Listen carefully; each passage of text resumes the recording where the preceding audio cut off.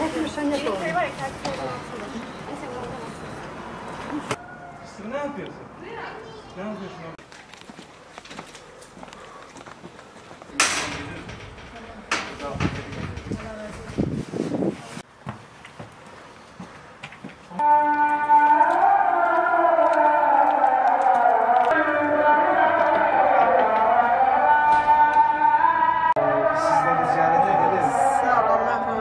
Sizleri bir ziyaret edelim.